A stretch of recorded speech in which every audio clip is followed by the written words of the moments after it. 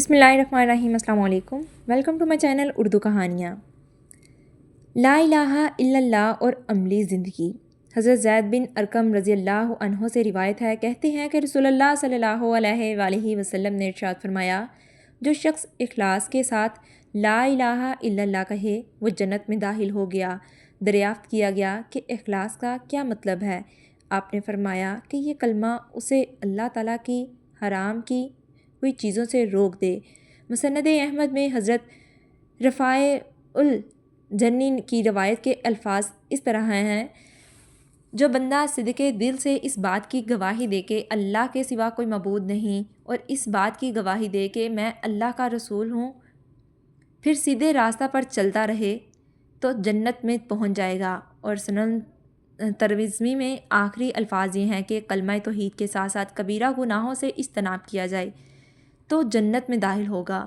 گرامی قدر سامعین، مسلمان ہونے کی حیثیت سے ہم لا الہ الا اللہ محمد الرسول اللہ کی اہمیت اور عظمت سے خوب واقف ہیں۔ اس کلمہ کے پہلے جز میں ہم اقرار کرتے ہیں کہ اللہ تعالیٰ کے سوا کوئی بھی اعلیٰ بننے کے قابل نہیں۔ اطاعت، عبادت اور محبت کے سارے قرینے اس کے لیے وقف ہیں۔ اس کی ذات میں اس کا کوئی شریک نہیں، اس کی صفات میں اس کا کوئی ہم سفر نہیں، اور اس کے حقوق میں اس کا کوئی ساتھی نہیں۔ قرآن حکیم میں ہے، ساری برائیاں عظمتیں اسی کے لیے ہیں، اپنی انہی عظمتوں اور پاکیزگیوں کی وجہ سے اس کو کلمہ طیبہ کہا جاتا ہے۔ قرآن حکیم نے اس کی تشریح کو اپنا خاص موضوع بنایا ہے اور اسے عمدہ درخت یعنی شجرۃ الطیبہ سے تشبیہ دی ہے اور فرمایا کہ اس کی جڑ زمین میں پیوست ہے اور اس کی شاخیں آسمان میں پہنچی ہوئی ہیں۔ گویا کہ کائنات، ارض و سما دونوں اس کلمہ کی گرفت میں ہیں۔ پھر تمام انبیاء کرام کی تبلیغی کاوشوں کا محور، نقطۂ آغاز اور نقطۂ اختتام لا الہ الا اللہ رہا ہے۔ جب حقیقت حال یہ ہے تو نہایت سچا ہے یہ ارشاد گرامی کہ جس شخص نے اخلاص کے ساتھ اس کلمہ کو پڑھا وہ جنت میں داخل ہو گیا۔ جب ان حضرت علیہ السلام نے یہ بات ارشاد فرمائی تو دریافت کیا گیا کہ اخلاص کا مطلب ہے۔ آپ صلی اللہ علیہ وآلہ وسلم نے فرمایا کہ یہ کلمہ اپنے پڑھنے والے کو اللہ تعالیٰ کی حرام کی ہوئی چیزوں سے روک دے، جبکہ مسند احمد میں اخلاص کو دل کی سچائی سے تعبیر کیا گیا ہے اور محارم اللہ سے اجتناب کی راہ راست پر چلتا رہے کے الفاظ سے بیان کیا گیا۔ اس مضمون کو کبیرہ گناہوں سے بچنے سے واضح کیا گیا ہے۔ 100 الفاظ کے اختلاف کے باوجود مفہوم ایک ہی ہے، اور وہ یہ کہ اس کلمہ کے اخلاص کا تقاضا ہے کہ اللہ تعالیٰ کی حرام کی ہوئی چیزوں کو کبیرہ گناہوں سے بچنا عرض حد ضروری ہے۔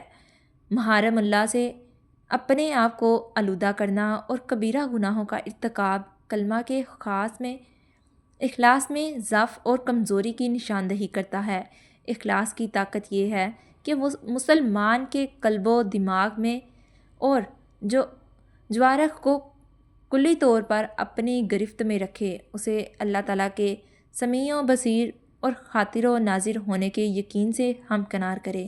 اس کا نتیجہ یہ ہوگا کہ اس کی سوچ پاکیزہ ہوگی، اس کی ہر بات جچی تلی ہوگی اور اس کا ہر قدم مکمل احتیاط سے اٹھے گا۔ اس کے نزدیک گناہ کے کبیرہ اور صغیرہ ہونے کی تقسیم بے معنی ہوگی۔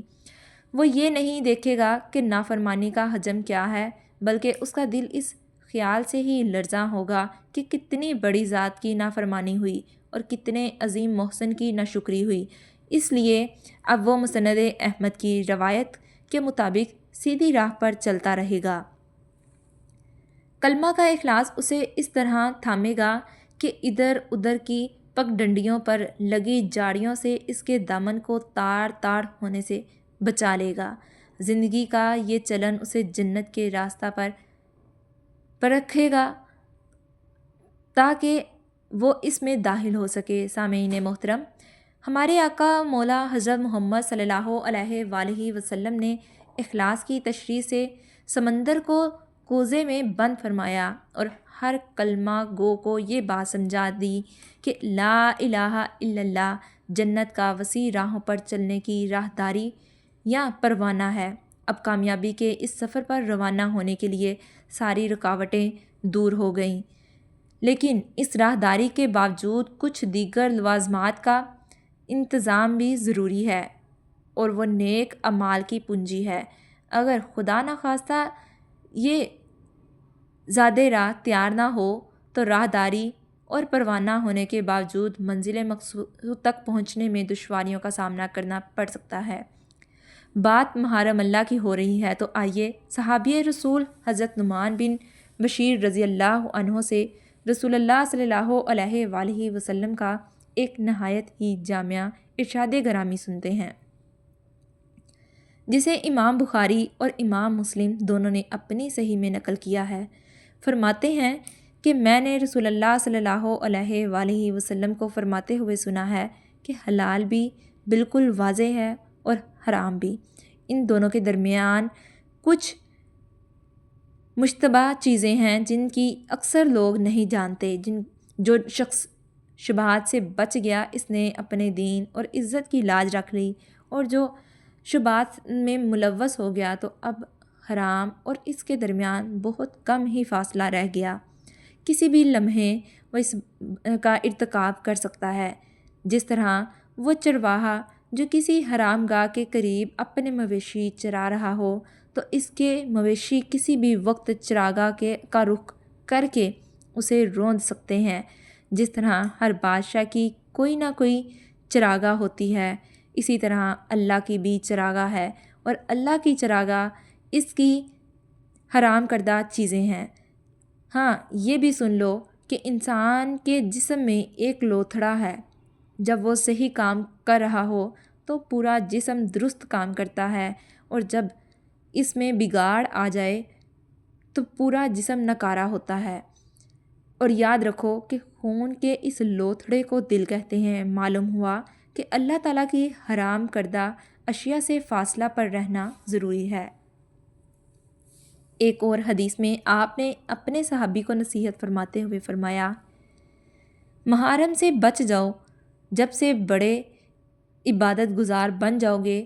وجہ یہ ہے کہ محارم سے اجتناب میں ایک طرف نفس کی سرکوبی سے دوسری طرف شیطان کی شکست ہے۔